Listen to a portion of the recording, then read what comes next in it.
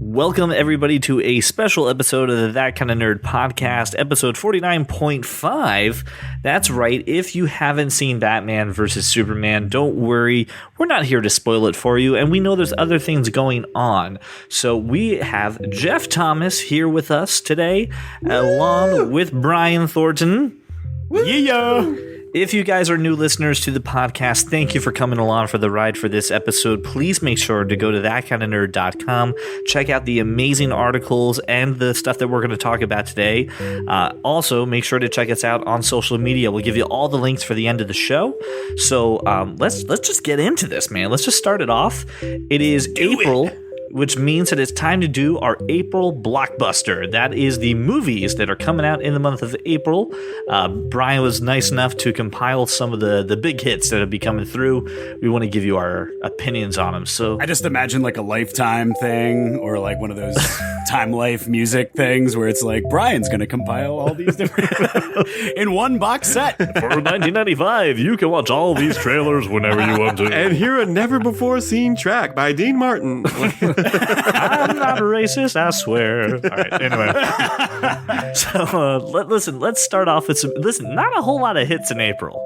April looking pretty light. Depends on how you define hit. Let's get into it. Let's get into the nitty-gritty. Let's talk about April 8th. The first movie of April is Hardcore Henry. Yes. We mentioned this when we talked about Deadpool.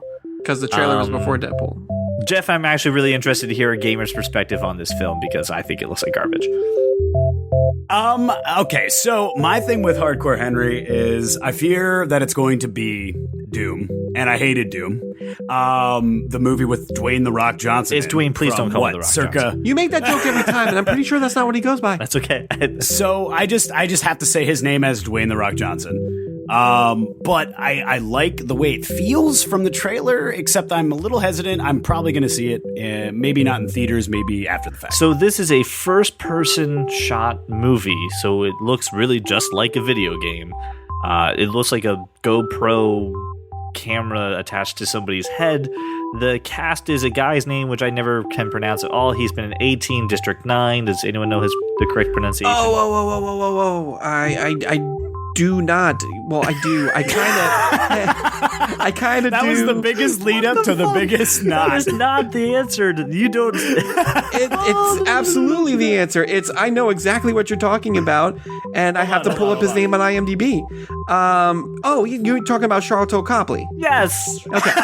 There you go. You're welcome. That's how you pronounce it. It's a household name. Yeah, it's a South African. Listen, it's so funny because there's people I respect massively who are reviewing this movie early who are like, this looks so great. I think this movie looks like utter dog shit. This is a great short film. Not a full-length feature. I absolutely agree. I think it's a cool concept. It's something you do for like a half hour.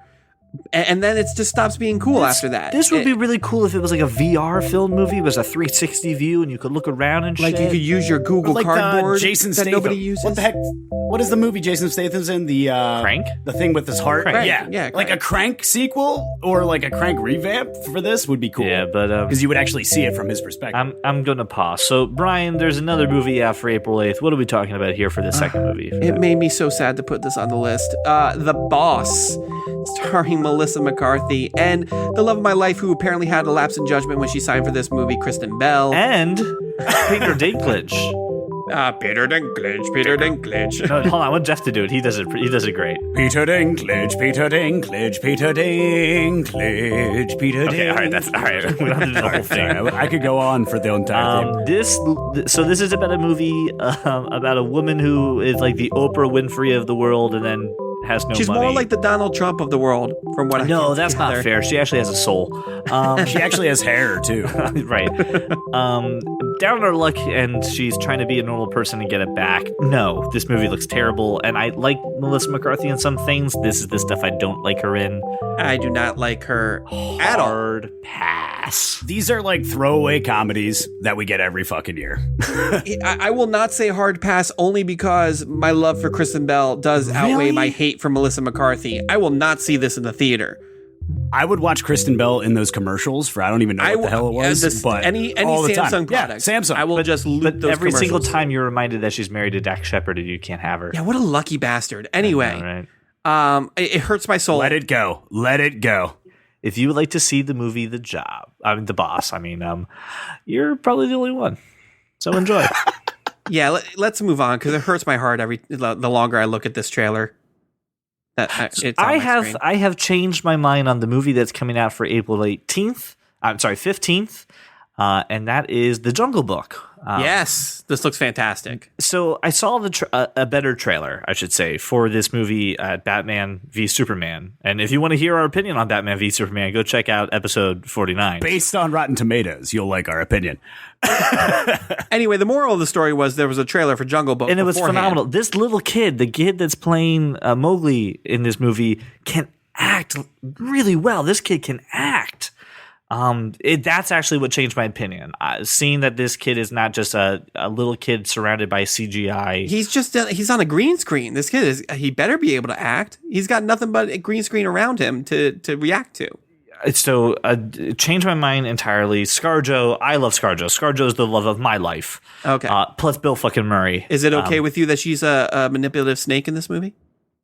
She plays Ka. I own a ball python that's 6 feet long, and his name is Ka. So I'm all about Something that. tells All me about if it. ScarJo wanted to be a manipulative snake around me, I wouldn't say no to that. So yes, I'm okay. She would manipulate your I'm snake. okay. I wasn't going to go for that. But if you say it, that's a different thing. I didn't say that. Honey, I didn't say that. No, my wife will never listen to this podcast, so it's okay. Your wife doesn't listen to the My show. wife doesn't listen to this podcast. So listen, what do you guys think of The Jungle Book? I know Brian's been on it from day one saying, yeah, good to go. What about you, Jeff? I saw the first trailer. I kind of like it. I love this whole aspect of Disney going live action. I'm excited for Beauty and the Beast.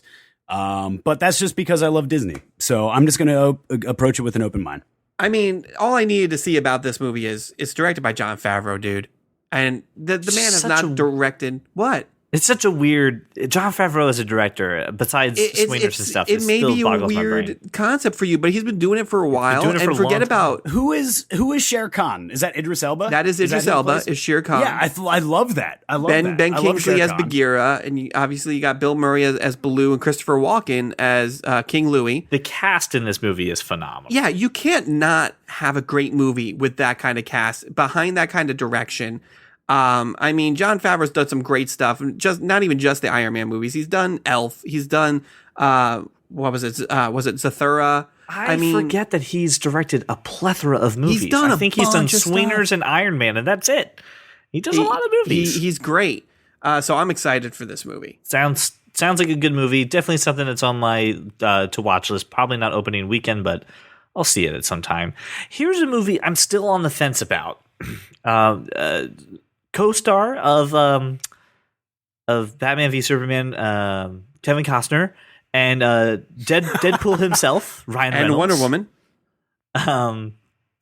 Listen, when we talk about BV Superman, let's acknowledge what was good and what was bad.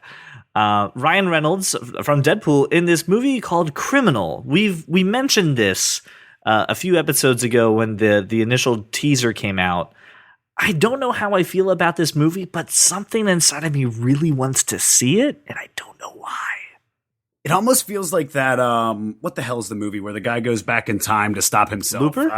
Looper? Yeah, Looper. I love Looper, so hopefully I'll like this movie. I probably won't see it in theaters. I might try to see it in theaters. I'm probably going to see Jungle Book first, but I'm really excited about this movie because listen, Kevin Costner, I think everybody's forgotten the fact that this guy's a badass. He is pretty good. He's a great actor. He can pull off action. I mean, the man's in like his 60s and he's still doing it. You can just tell from the trailer. 2 words. Wyatt Earp. Mm-hmm. Robin Hood, Prince of Thieves, like in the 90s, like that was his bread and butter. And except for Waterworld, we don't touch that. We don't talk about Waterworld. Am I the only person who didn't like utterly despise Waterworld? Like I actually enjoyed Waterworld. No, you're a terrible human being, CJ. You are in the minority. More proof of your communist You're ties. the silent minority that doesn't admit they like Waterworld. My MK Ultra training said this would happen one day, so I guess maybe I gravitated towards it. But yeah, I'm super excited. I think this will definitely be a movie that, like, maybe one of the weeks in April or probably not May, but maybe one time when Stimulus Tuesday. I've already seen Jungle Book. I think what's so cool to me is the concept of this, because it ideally, right? I don't think Kevin Costner was their original actor, but the more that they talked to him and the more that he like probably pursued this, the better of a fit it felt of like a guy who is done with the crime life. He's too old to do it. He's too well known and he's just too down and out. And getting the memory of a really hardcore criminal and then being that guy again, it seems a pretty cool concept. So again, looks interesting. I probably want to see it, so I probably will. Let's move on to the next movie, which is Barbershop, The Next Cut, April 15th. How many Barbershop movies does this make? This is the third one, if you're not including the spinoff, which was Beauty Shop. I will include that. Queen Latifah. So then that's 4 in the Barbershop universe, as we'll say. Is this a full cinematic universe? It is. I mean, it's actually it is. It probably has a more cohesive story than Batman Superman. let's lay off BVS for the rest of this episode. Anyone else have any BVS jabs they want to get in? No, I was going to say the same thing. Jeff just beat me to it. Go check out episode 49 if you want to get that opinion. Let's steer clear of it for the rest of the episode. Listen, I'm not a fan of these type of movies. I've never been a huge like Friday and Welcome Home, Roscoe Jenkins. Yeah, and like don't be a menace. Like I've never been a huge fan of this type of comedy, but it obviously it has an audience. And it's a big deal. I mean, this is the third or fourth one, so obviously they make money. I'm sure it'll be enjoyable. It's just nothing that I would see. All right, let's move on. April 22nd, we have The Huntsman, Winter's War. So, hold on. Before Jeff is shaking his head in disdain, before you shake your head, Snow White and the Huntsman was a great movie if you take Kristen Stewart out of the movie. Take her out of the movie. She wasn't even in a whole lot of it. Take her. She wasn't even that bad. She wasn't. That was a movie that I would say she's better in than almost everything. The fact that she's still a turd doesn't change. Who cares about the prequel, though? Here's what I'm saying. Here's what I'm saying. You ready? This movie has no business being made, and I will not see it. Oh, I'll definitely see this. Maybe not in the theater, but I definitely will. Listen, why is Emily Blunt Elsa? Why is she an evil Elsa? I can't answer that. I want to see Emily Blunt all the time, every day. Edge of Tomorrow, life, especially from Emily Blunt. This is a terrible Emily Blunt. Listen, the best part about Snow White and the Huntsman was Charlize Theron's performance as the Queen, was Chris Hemsworth as the Huntsman, and leave it there. They shined as individuals against Kristen Stewart. I think this could be good. I think it could be at least enjoyable and worth a watch. And what's her face from Game of Thrones is in this movie, right? The one who played the wildling. No, that's not. No, this is the girl from Jessica Chastain. Thank you. Is the Zero one Dark 30 and yes, and Interstellar. Listen, I will be a stalwart defender of Kristen Stewart's acting potential and say I liked her portrayal of Snow White in that movie in that given universe. I will not probably be seeing this in theaters because I hate prequels. Oh well. This movie. Well, let's move on to a movie that I know CJ is going to go see. I am so goddamn excited for this. Is the movie of the month for me. I don't care what anybody says. Key and Peele doing a movie about a fucking cat that was taken away from them. I mean, it looks like the plot of oh shit, what is the movie with Keanu? John Wick. John Wick. It's John Wick, but turned into a comedy with a cat, and the cat's name is Keanu. Come on, do we not get the joke? It's awesome. This looks I so get the joke, but I do not like Keanu. No, this is so good. I do not like Key Peele. Will not be seeing this movie. I don't think this is a good call for Keanu after John Wick.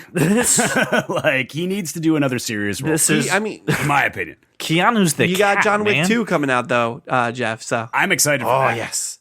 Anyway, Keanu looks amazing. This is, to me, the movie of the month. I think you guys are going to be wrong about this movie. It's going to be a big success because it's going to shine CJ. in April. Whoa, CJ, you were right about one thing. You can't just automatically think you were right. Don't you dare. I'm just saying, you got lucky once. What about your award? Your award is still in the mail. All right, it's not arrived to you yet. I was right about Star Wars too, you bastards. Sure. Okay. Again, anyway. Jeff, are you going to see this movie? Nah, Nah, probably not. I mean, it depends on what my friends say, honestly. Your friends are going to say this is a good movie. There's going to be nothing to do at the end of April. You've got nothing going on in your life. You're going to go see a movie. Nothing else good is going to be out. Keanu. I do have something at the end of April, and I think Jeff might be right in the next seat next to me. I'm excited for the Ratchet and Clank movie that comes out that same day. Yeah. Except where the hell's the marketing? I don't think I've seen one trailer for this. I've seen a trailer for it, That's it. but I don't think they need a whole lot of marketing. They do. I really don't think. No, they do. Listen, people don't even know this movie name. is coming out. People do not know this movie is coming out. I know it's coming out, and that's all that matters. Not to bring up Batman Superman again, but when I saw it the first time, my buddy Tim said, "Do you guys even know about anything with Ratchet and Clank?" And I was like, "No, I mean, I know it's coming, but when? Like, what is the..." The answer is April 29th, Jeff. So you and me at the theater. Let's go see Ratchet and Clank. You guys go see I'm Ratchet excited. and Clank. I'm going to have a better time than Keanu. I never owned a PlayStation until PlayStation 3. I never played Ratchet and Clank. I have no attachment to him. CJ, I don't care about CJ, this movie. Yo, you're can not we just all helping. pour one out? You're not helping your argument that you're not a communist. Like, I played please. Nintendo and I played Xbox, and I didn't own a PlayStation until. So you went PlayStation from a 3. great system to a mediocre system. That's fine. There was It's whatever. There was Ooh. GameCube in there. Come Harsh. on, there was GameCube was kick ass. Can I just say, can we pour one out for PlayStation 2, which officially Yes, took down all of their servers? today. April 1st. And it's not an April Fool's joke. It's really disheartening. Jeff, really, what were you playing on the PlayStation 2 servers? I don't even know where mine is, to be honest with you. I mean, I still have mine hooked up, but I'm not playing crap online. So here's the movies that I will not be seeing, because this is a much longer list. I will not see Hardcore Henry. I will not see The Boss. I may see The Jungle Book. I'm just gonna do them all now. Probably see Criminal, No Way Barbershop, No Way Huntsman, Keanu. Hell yes, not gonna see Ratchet and Clank. What about you guys? What is your list of movies looking like? I'm seeing Jungle Book definitely, and I'm definitely seeing Ratchet and Clank. The rest of the stuff can probably, like Huntsman and Criminal. I mean, maybe I'll see it. You're not going to see Criminal. You're not going to pay down even $5 to go see Criminal. I know. Well, you. now that you said that, I am most definitely going to go see it, CJ. Oh, okay. You're going to go spend money on a movie out of spite? Is that what's going to go down? Yes, that's how this I works. hope you're not CJ. disappointed, because Ryan Reynolds and Kevin Costner are in it, so I hope you do well. I think it's gonna be good. Let me ask you a question. The rest I'm either hard passing on, or I'll wait for DVD or stream or whatever. So let me ask you a question. As a person who didn't grow up with PlayStation and Ratchet and Clank, how big of a deal is it that they're getting a movie? I think It's a pretty big deal. That was one of the main franchises. You know, obviously PlayStation doesn't have Crash Bandicoot that much anymore. But Ratchet and Clank was a huge staple. I mean, let's put it this way, though. If this movie does well, I mean, a Crash Bandicoot movie can't be far behind. All I need to hear is ooga booga, and then I'm good. Like, I would go see a Crash Bandicoot movie. But I just hope that they don't transformerize it in the Michael Bay sense. It's just fun. Like, just have fun with it, not super action. Just it looks like a lot of fun. It looks like it has a lot of heart. And I mean, they're doing this year, and I know Sly Cooper's coming next year, which was one of my favorite PlayStation 2 franchises as well. So I think this is a huge deal for what was Ratchet and Clank? What developer? Do you remember? I honestly don't know. I mean, but really, a video game movie based on something like this, like a platformer that really doesn't have a hard-driven story. I mean, it is a big deal. Right. And Sly Cooper, in some respects, is the same. It's like a platformer that was a 3D platformer when it first came out. Its competition was Mario at the time. So, I mean, yeah, I'm totally in love with this idea, and that's why I'm going to go see it. It's Insomniac Games, High Impact Games, and Sony Computer Entertainment was the publisher. So it's actually some pretty small studios to be able to do a full feature film. And I know the same story with Sly Cooper is that it's not like a huge gaming developer. I just couldn't let someone in their car who was screaming at us go unfulfilled. Our apologies for not knowing 2002 trivia of PlayStation developers at that point. in some But yeah, I think it's a big deal. I'm really excited for that movie. Okay. So yeah, I'll definitely see it in the theater. Do you think it's something that you can take all kids to, or do you think this is lost on you if you don't play PlayStation? This will be PG. This will be PG. So take your kids. But I mean, like, is this the same crowd that you could go take who saw Wreck-It Ralph, or is this? I think so. Yeah. Okay. So I think, you think this has that's brought what they're appeal trying to to it? do. Mm-hmm. Okay. What do you think is the biggest movie that will be coming out in April? Of all these, which one is the big one?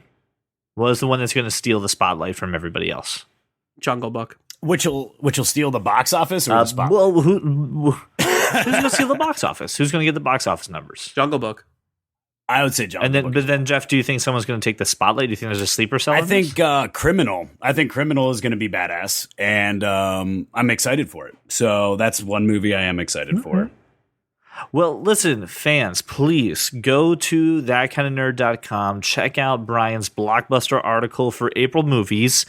Check out what's coming out. Share your thoughts about what movies are worth your time, which ones you think we need to skip. And if we missed any movies that are not on the list, but you think there should be, tweet at us, leave a comment at the article. We'll definitely make sure we address it on the next episode. So please go ahead and check that out.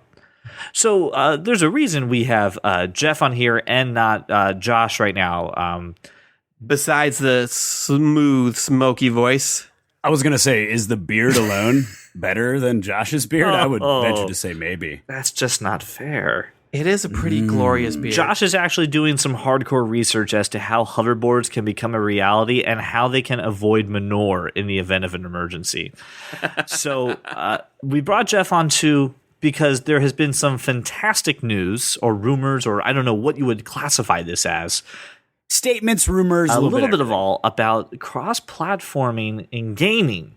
Xbox, PlayStation, and PC may be getting all connected into this. So Jeff wrote a wonderful article that's called Cross-Platform Gaming, the Future? Question mark?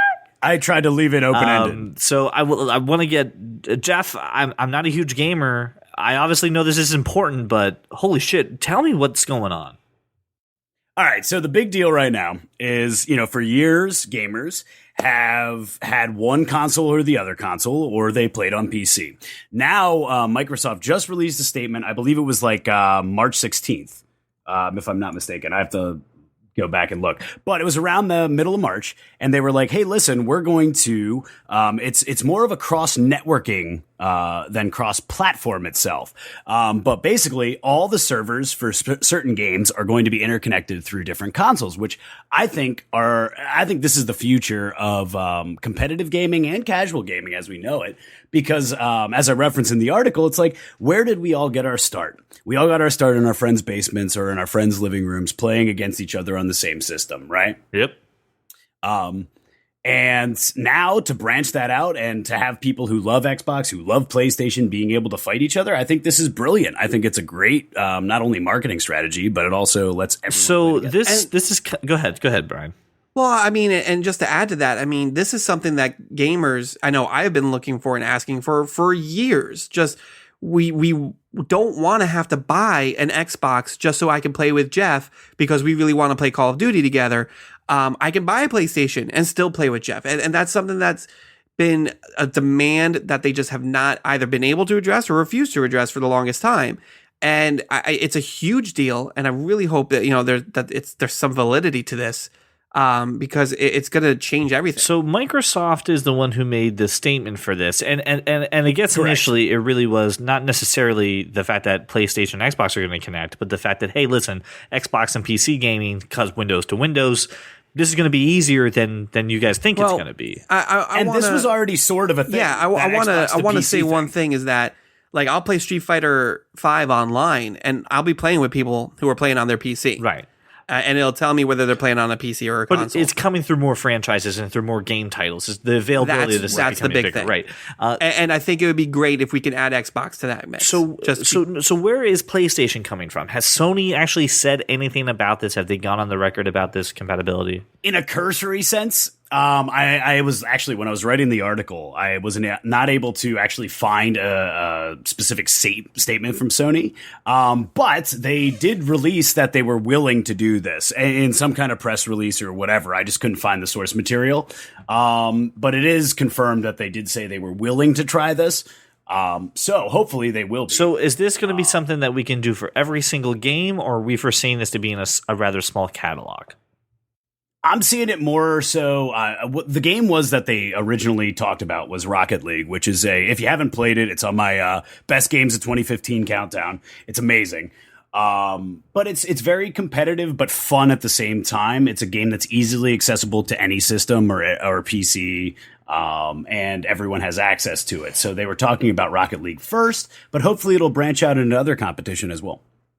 So if you could pick a franchise right now, you could pick a game that you would love to see this cross-platform system go through, what do you think would be the biggest impact? What is the biggest game that would probably blow the lid off the minds of everyone who would see this? In my opinion, in 2016, if they started this stuff with Bethesda's Doom and ID, I should say as well, Bethesda and ID, I think Doom would be a great game to start this as a launching point because first-person shooters have always been great, and it's a lot of fast-paced action, and everyone loves fast-paced action. So it's one of those things you can just easily pick up, play, and have fun with it. Yeah, I think if you do this with any first-person shooter, it would be a huge deal. That's where all the online playing is, a lot of it. I mean, you have just a ton of people who play the Halos and Call of Duty and that kind of thing. And I mean, a lot of them are available on both systems. Maybe not Halo, but every single Call of Duty game is available on both systems. So if they ever got to the point where they could create a server that could support all of the consoles, I think it would be amazing. So that's the question. So there's two things, again, as the non-gamer nerd, that I have questions about this. A, how come this didn't happen sooner? B, what do you need to do to make it a reality? And then C, do you see any downsides to this becoming the future of gaming? There will be more 12-year-olds telling me that they did my mom. But you'll be able to kick those 12-year-olds' asses if they're on PlayStation and you're on Very Xbox. True. Whoa. I'm on PlayStation. Hang on. Well, never mind. I'll speak for myself. I'm on Xbox. My signal agnostic life here. No. So why hasn't this happened before? What was the holdback once we got these quote-unquote next-gen consoles? Why hasn't this happened until now? Biggest thing has been exclusives, in my opinion. And that's what this last E3 was all about. And this is why I crapped on PlayStation, because all they did was promote exclusive titles. And I'm like, that's not the future of where the gaming industry is going. We want to all be interconnected. We're all gaming fans. It's all about how we can interconnect versus how we can separate ourselves, be it Xbox, PC, or PlayStation. So yeah, like I feel like this is the future of this, and we're gonna breed tournaments between Xbox. We're gonna breed tournaments Xbox, Sony, and PC. Except the downsides, as you mentioned, CJ, are that PC gamers will always have a slight edge, in my opinion, after having played competitive gaming. So what actually needs to be done now? So now that we've got, Microsoft saying we want to do this, and Sony saying we're kind of open to the idea. This sounds like maybe just like setting yourself up on a blind date. What needs to happen now that we have this in place? I think licensing is the biggest thing. And if like you take a franchise like Brian mentioned, Call of Duty, a lot of different companies have the licensing to Call of Duty to make games for Call of Duty or Black Ops, whatever. But Sony released at E3, they're going to have Black Ops, I think it was Black Ops 3 or no, the heck was it? They had one release that was like really paramount, but I can't remember off the top of my head. But they were like, we're the only console that's going to have that. Which I think is the only thing standing in the way is the console exclusives. Yeah.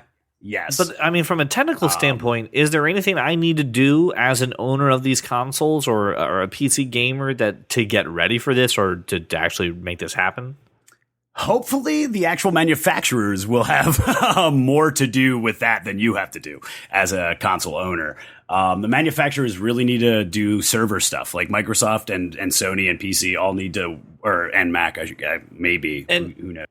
But they all need to have servers that function, and that's the only way this will work. And then as a totally nerdy aspect, hearing that part, another announcement that Microsoft made, I'm not going to spend too much time on this, it's just feeding into your idea that Microsoft is actually more willing to do this.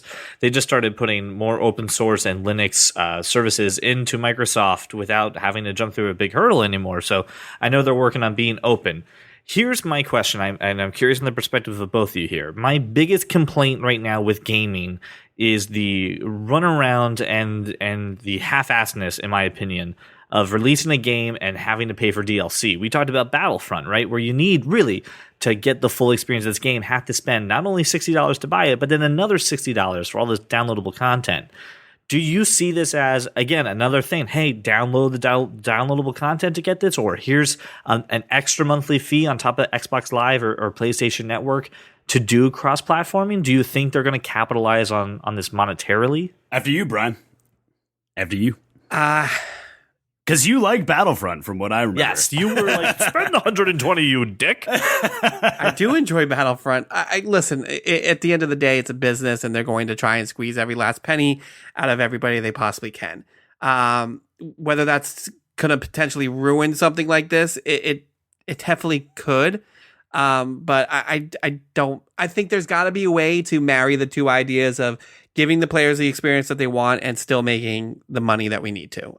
That's just my opinion. But hold on. I appreciate your answer, but I didn't really hear a clear answer. Do you think that the average day consumer is going to have to pay to get cross-platform gaming? And can you opt out? I think probably at first, at least, yes. It's probably going to be some sort of additional fee to your PlayStation account or to your Xbox Live account in order to enable cross-play. I mean, as it is, I can't play with anybody online unless I have one of those accounts, and I'm plucking it down, $50 to $60 a year to do that. I think they most certainly will see this as an opportunity to be like, hey, upgrade your membership for an extra $10 a year, and you'll be able to play with everybody. Jeff, Jeff, what do you think? Do you think this is an opportunity for them to squeeze a couple pennies out of some gaming nerds? I think yes and no. Would I necessarily participate in this if I was, told I had to pay an additional $20 a year? Probably, because I have enough people that I know that play on PlayStation when I currently don't have easy access to a PlayStation. I would be willing to do that. But, that's a very specific case. I don't think overall, though, that they would be succeeding in this whole cross-networking, though, if they made it part of a higher subscription. The point of this is interchangeability and accessibility for everyone. And you know what? We already pay for PlayStation Plus and we already pay for Xbox Live. So to screw us again is just going to push people out versus bring them in my opinion. So at the end of that, right? So we finally have this. What do you think? I mean, what's the future of this? What's the next step after we're able to cross play with each other? What is the thing that comes after this in 5 years? With Xbox's release that they're using cloud servers now to power a lot of game design, I think this is a brilliant shoot off. You're going to have bigger games, in my opinion. You're going to have better RPGs for the RPG audience. You're going to have more accessibility for the first person shooter audience. You're going to be able to fight people who talk crap on you. Say you got a buddy at work who plays on PlayStation, you're on Xbox, and they're like, well, I kicked the crap out of my friends, and then you go school them on Xbox. This is do you see exclusive titles though becoming less and less frequent since? Absolutely. I think it's a good thing. Exclusives were never, Nintendo aside, I loved Xbox and I loved PlayStation individually for certain things, but to be able to just have one or the other, I don't like that idea. I think it should be what's funny accessible. is that Nintendo is missing from this conversation. Now, obviously, as the Wii U sits as of right now, there's no need for them to even bother being in this discussion. Listen, Nintendo will never have to participate in anything like this because you want to talk about exclusivity. The only way I could play a Mario or Link or Animal Crossing or Pokemon is if I get a Nintendo system. They will continually make money just on those 4 titles alone. They don't need to participate in anything like this. And honestly, Pokemon. honestly, nobody on PlayStation wants to play Mario Kart. That's why I have a Nintendo. So I don't think they even need to be entered into the equation in this. They have their own thing. They got the Nintendo Nix coming out that they've been teasing for a while, which apparently has some sort of connectivity with PlayStation 4. They haven't really announced or said anything besides the fact that it could work or it might work. And I think that's, already kind of breaking the bubble that they don't really need to break. It's Nintendo. They are the god among gaming. All right. Well, don't give me that look, Jeff. Fair enough. I would not classify Nintendo as a no. god. Come on, no. Listen, we talked about this before. They are handheld. Nintendo can for 25 years. Nintendo can lose $250,000 every year until 2052 before they actually had to declare bankruptcy. I'm pretty sure Nintendo's going to be fine, Jeff. Are they innovating? Yeah. That's my question. Are they innovating Pokemon anything? Go is your answer to that. Are they innovating? Oh, I know of a crowdfunded game that I might write an article about soon called Father.io that's doing the same thing. Well, but listen, if you want to talk about Nintendo innovating, no. Now, Jeff, poke the bear. Hang on. Oh, listen, I'm ready. Listen, that bear, you can't say me. that they. Let's go, Leo DiCaprio. Listen, you can't say that Nintendo isn't innovating anything because before there was the Kinect and before there was PlayStation VR and before there was the Move, Nintendo came out with the Wii. And how did that work? Listen, no matter how much you like it or anything, they started that whole motion controller. They did. They started it. So, I mean, listen, how many games currently use motion control for a core value of that? Yeah. Okay. How often do you use your Kinect on your wonderful Xbox One? I turned my Xbox on. Hold on. Families, hold on. I will say this though, if you look at the scape of VR, right? You look at the Oculus Rift, you look at all these things. Seriously, if it wasn't for Nintendo showing that people love to play bowling in their living room with their grandparents, or that they like to do that. Listen, VR was going to come out though. VR was a thing a long time before. They're still using pieces of that technology from the Wii to get that experience in there, the capturing the motion. I guess my point is someone else would have developed you know what, it. though? But they didn't. You can't say that. You can't say that with full certainty. Nintendo did. I can. But that's the problem, Jeff. They did, and Nintendo did it. So, listen, this was a very exciting topic that I wanted to make sure that we brought up to people. I think cross-platforming is important. I also think it's a great way to start end some, gamer hate amongst people. These platforms have become very polarized. It gets kind of like politics essentially between you have a PlayStation, you have an Xbox. Dirty Microsoft users. And that's why PC always wins. So there's a lot of things on there. Now, a question I didn't see in here is Steam. Does Steam have any doing with this? Are they talking at all? Steam's always been an accessible platform, so hopefully they will. That's just to include some of the Mac brethren who just won't buy a PC for whatever reason. I feel like they're going to follow suit if anyone does, if they do. So exciting times, right? We've got a huge potential to change gaming forever. It's something that we've wanted to do since the Atari came out. We wanted to be able to play with other people wherever they are. Right, we finally got that capability, but then we started putting up walls and barriers between paywalls, between consoles, between all this stuff, between the fact that, hey, I'm glad you really liked playing your Xbox, but you can't even play this game if you wanted to with the exclusive. So seeing exclusives kind of break down a bit, seeing these two companies who have been rivals for years open up to maybe allow their users to do cross-platforming and game with each other, just, again, strengthening the gaming community, breaking down some stigmas and giving people the opportunity to choose the console they want, but still be able to play with their friends. I think it's important. I think it was a good thing. Please go to thatkindofnerd.com. Check out Jeff's amazing article, Cross-Platforming Gaming, the Future? And see what you say about this. I think it's a pretty awesome thing. Is that how you ask questions? I do. I should add an ellipsis before the question mark. I think that would the future. Is that what you wanted? ... Cross-platform gaming, the future. Anyway, so guys, this is a very short episode just because we spent a lot of time with Batman vs Superman, and we wanted to give people who haven't seen it a little piece of the nerdy world. So please go to thatkindofnerd.com, check out Jeff's article, check out the trailers that Brian put down for the Blockbuster for April. If you have any additions or things or opinions that you want to share them with us. So you can find us on Twitter at thatkindofnerd. You can get us on Facebook facebook.com/thatkindofnerd.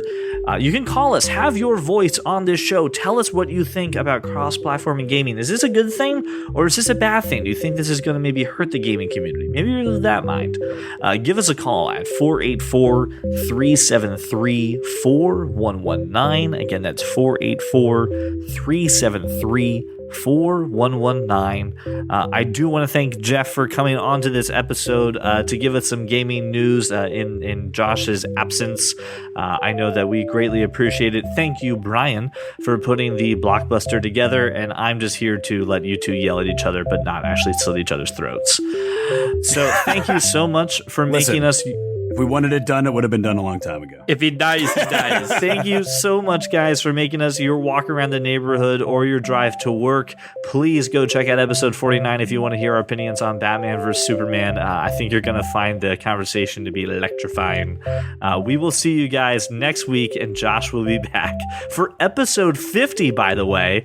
So if you guys have been enjoying our podcast, we definitely would like to hear what we can do to be better for episode 50, and we'd love to get some fan reactions. So thank you so much. I'll see you guys next week.